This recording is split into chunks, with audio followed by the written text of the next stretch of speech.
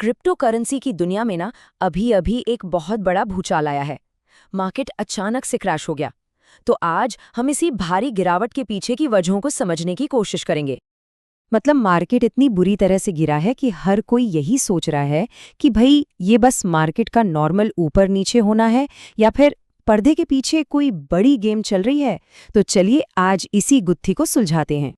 तो हमारी पड़ताल शुरू होती है एक क्लासिक टेक्निकल इंडिकेटर से, एक ऐसा सिग्नल जो इस बड़े क्रैश से ठीक पहले चार्ट्स पर नजर आया था।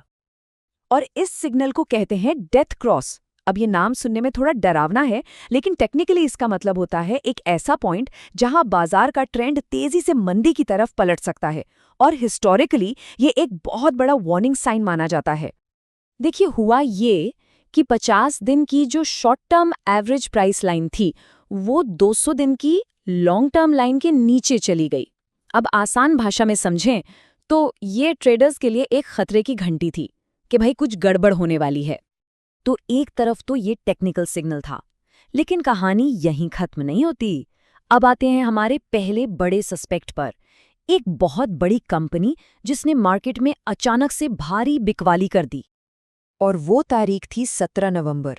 ग्रेस्केल, जो कि क्रिप्टो की दुनिया की सबसे बड़ी वेंचर कैपिटल फर्म्स में से एक है, उसने अचानक अपने बिटकॉइन बेचने शुरू कर दिए और इससे पूरे मार्केट में जैसे हड़कंप मच गया।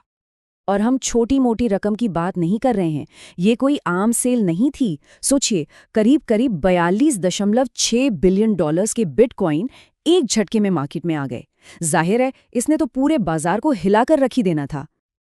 मतलब ग्रेस्केल ने अपनी टोटल क्रिप्टो होल्डिंग का 65% हिस्सा एक ही बार में बेच डाला। अब जब इतना बड़ा प्लेयर ऐसा कुछ करता है तो पैनिक फैलना तो लाजमी है, और वही हुआ। एक के बाद एक सबने बेचना शुरू कर दिया। लेकिन एक सवाल उठता है, क्या ग्रेस्केल की ये बिकवाली सिर्फ एक बिजनेस फैसला था या इसके पीछे कोई और ही कहानी है?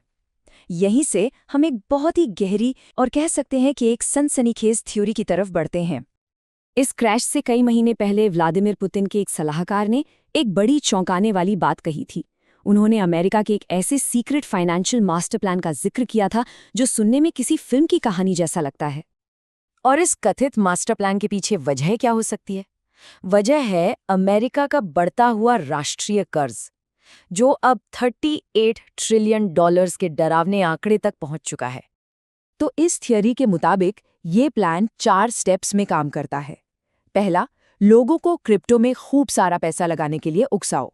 दूसरा, दुनिया भर के इन्वेस्टर्स का पैसा इस क्रिप्टो क्लाउड में खींच लो। तीसरा, जब सब पैसा लगा दे तो अंदर के लोग अचानक सब कुछ बेचकर मार्केट क्रैश कर दो। और चौथा, इस अफरा-तफरी का फायदा उठाकर अपने देश के कर्ज की समस्या को सुलझा लो। अब इस साजिश की थ्योरी को और हवा तब मिलती है जब ये बातें सामने आती है कि कुछ बड़े और प्रभावशाली लोगों को इस बिकवाली के बारे में पहले से पता था। यहाँ तक कि ये भी कहा जाता है कि 10 अक्टूबर को हुए एक पिछले क्रैश के दौरान डोनाल्ड ट्रंप के बेटे ने मार्केट के गिरने पर पैसा लगाया था, यानी शॉर्ट पोजीशन ली थी।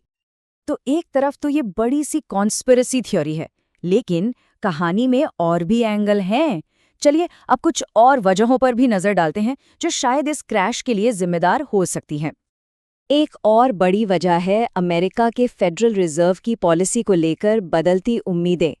देखिए, पहले सबको लग रहा था कि दिसंबर में इंटरेस्ट रेट कम होंगे, जिसकी उम्मीद लगभग 100% थी, लेकिन अब ये उम्मीद घटकर सिर्फ 30% रह गई है।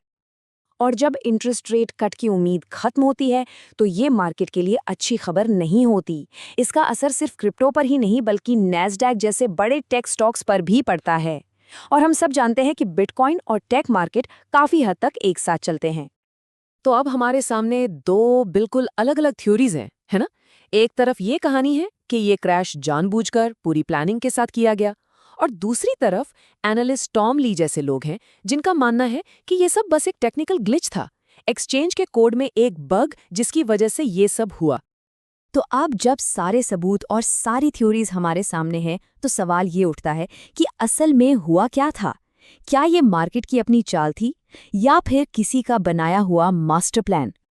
चलिए एक बार फिर से सभी संभावित वजहों को देखते हैं। हमारे पास है एक टेक्निकल डेथ क्रॉस सिग्नल, फिर है ग्रेस्केल की वो 42.6 बिलियन डॉलर की भारी भरकम बिकवाली। फेड की पॉलिसी बदलने से आया आर्थिक दबाव भी एक वजह हो सकती है, या फिर अमेरिकी सरकार की अपने कर्ज को निपटाने की वो बड़ी साजिश, और आखिर में एक सीधा साधा टेक्निकल ग्लिच। तो आखिर में ये सब एक ही बड़े सवाल पर आके टिक जाता है। क्या ये सब बाजार की अपनी ताकतें थीं जो अपने आप काम कर रही थी, या फिर ये किसी के लिखे हुए एक मास्टर प्लान का हिस्सा था? सोचने वाली बात है ना?